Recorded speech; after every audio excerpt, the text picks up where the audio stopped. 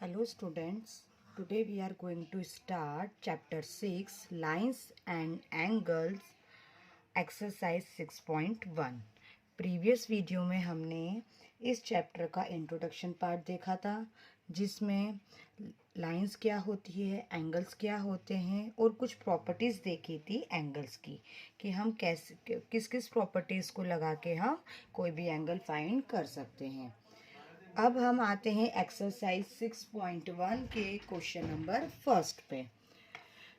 In the figure lines A B and C D intersect at O if angle AOC plus BOE equals 70 degree and angle BOD equal 40 degree, find angle BOE and reflex angle COE।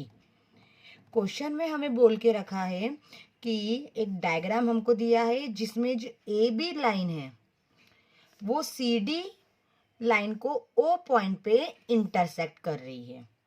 Okay, जहाँ पे ए ओ सी और B O ई मिल के 70 degree का angle बना रहे हैं और B O D जो एंगल है वो 40 डिग्री है।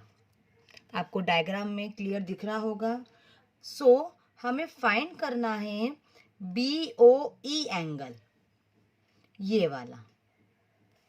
मैं इस पे ब्लैक आर्क लगा देती हूँ और रिफ्लेक्स निकालना है सी ओ ई का, COE का रिफ्लेक्स। तो रिफ्लेक्स निकालने के लिए हम क्या करेंगे, जो भी हमारे पास COE एंगल आएगा, इंट्रोडक्शन पार्ट में बताया था कि जब भी हमको किसी भी एंगल का रिफ्लेक्स एंगल निकालना होता है तो उस एंगल को हम 360 से माइनस कर देते हैं। तो COE का रिफ्लेक्स निकालने के लिए हमें सबसे पहले चाहिए COE। अगर COE की वैल्यू आ जाएगी तो हम इस वैल्यू को 360 में से माइनस कर देंगे। हम सॉल्यूशन पे आते हैं। सॉल्यूशन पे सबसे पहले जो जो हमें क्वेश्चन में गिवन है वो हम लिख देते हैं। Angle AOC plus BOE equal 70 degree and BOD equal 40 degree. अब हम सॉल्यूशन स्टार्ट करते हैं। सबसे पहले इंट्रोडक्शन पार्ट में बताया था कि कोई भी लाइन के ऊपर, एक कॉमन लाइन के ऊपर अगर दो या दो से ज़्यादा एंगल बनते हैं तो उन एंगल का सम होता है 180 डिग्री और इस प्रॉपर्टी को हम बोलते हैं लीनियर पेयर एंगल। तो आप यहाँ देखिए ए बी लाइन के ऊपर 3 एंगल बन रहे हैं। कौन कौन से? एंगल AOC, COE और BOE। ठीक है, अब अगर हम ये वाली प्रॉपर्टी लगा देंगे लीनियर पेयर की, इन तीनों का एंगल का सम हम 180 लिख देंगे तो हमारे पास AOC प्लस BOE की वैल्यू है, तो यहाँ से हमारे पास COE की वैल्यू आ जाएगी। तो आप यहाँ देखिए AB लाइन के ऊपर 3 एंगल बन रहे हैं। कौन कौन से? AOC first, COE second and BOE third. तो we can write angle AOC plus angle COE plus angle BOE equal 180 degree. हम रीजन लिख सकते हैं लीनियर पेयर एंगल। ओके, अब क्वेश्चन में हमें दिया था कि एंगल AOC प्लस BOE मिलके बना रहे 70 डिग्री। तो हम एंगल AOC और प्लस एंगल BOE की प्लेस पे लिख सकते हैं 70 डिग्री। तो रिमेनिंग पार्ट क्या आ गया? Plus angle COE equal 180 degree as it is. Okay, COE as it is 70 degree left hand side से राइट हैंड साइड जाएगा तो 180 minus 70 degree. COE equal 180 minus 70 degree होता है 110। तो हमारे पास एंगल COE आ गया 110। तो हमको चाहिए रिफ्लेक्स COE।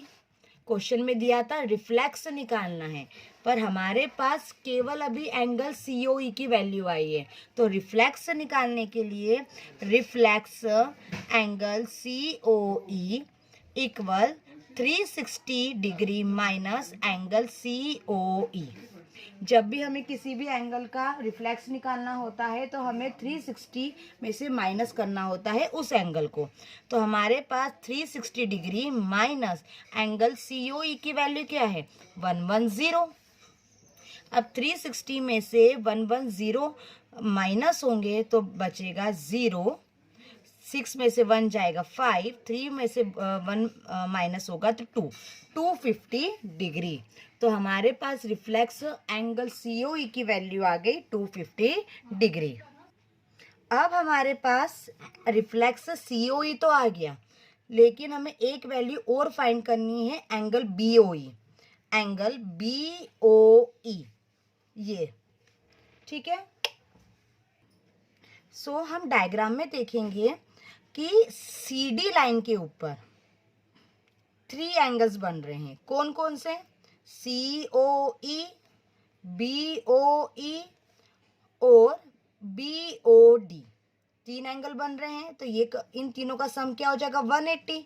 तो हम इजीली BOE की वैल्यू निकाल सकते हैं। कैसे, क्योंकि अब हमारे पास COE की वैल्यू अभी आ गई और क्वेश्चन में ही हमको BOD की वैल्यू दी थी। तो अगर हम इन तीनों एंगल्स का सम कर दे 180 और हमें COE पता है और BOD पता है, तो इजीली हमारे पास BOE की वैल्यू आ जाएगी।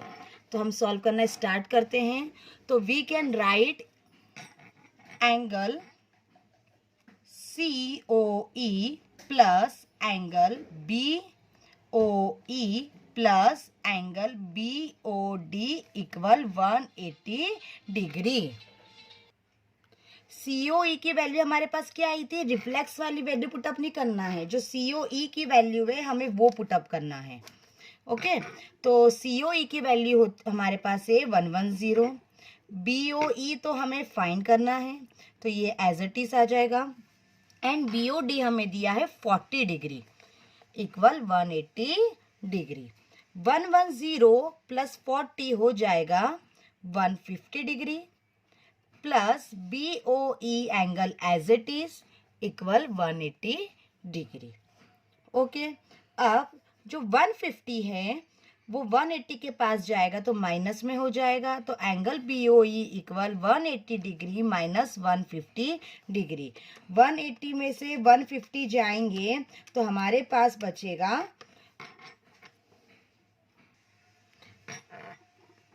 BOE equal 30 degree. तो हमारे पास BOE की वैल्यू भी आ गई। तो जो जो क्वेश्चन में हमसे पूछा था वो हमारे पास वैल्यू आ गई। आई होप आपको ये क्वेश्चन अच्छे से समझ में आ गया होगा। अब हम आते हैं क्वेश्चन नंबर 2 पे। In the figure lines XY and MN intersect at O. If angle POY equal 90 degree and A/B equal 2/3, find C। Question में हमें बोला है कि एक हमें फिगर दिया हुआ है जिसमें जो XY लाइन को MN लाइन क्या कर रही है, O पॉइंट पे इंटरसेक्ट कर रही है। ओके, एंगल POY ये क्या है, 90 डिग्री है।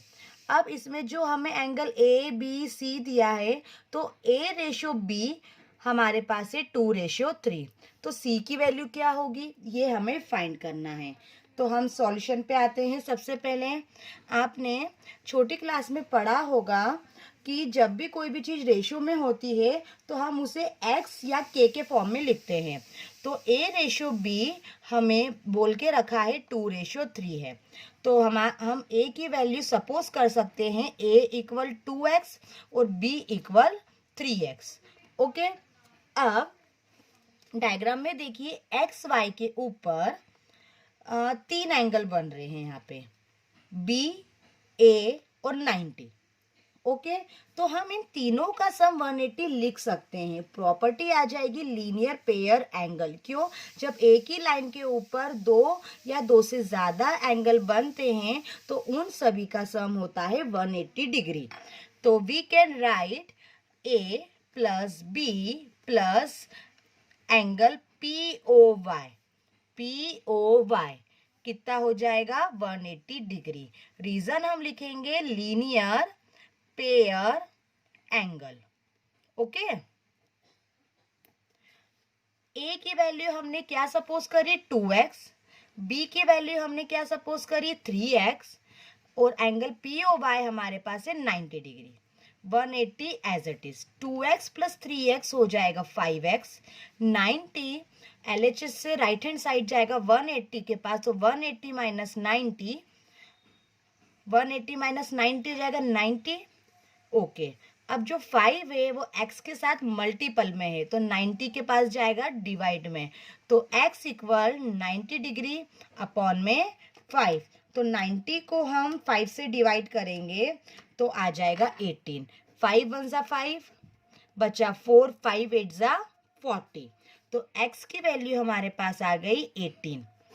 ओके, अब x की वैल्यू हमारे पास 18 आ गई तो हमने a क्या सपोज किया था, a इक्वल 2x, तो हो जाएगा 2 इंटू 18, तो 2 इंटू 18 होता है 36, तो we can write value of a 36।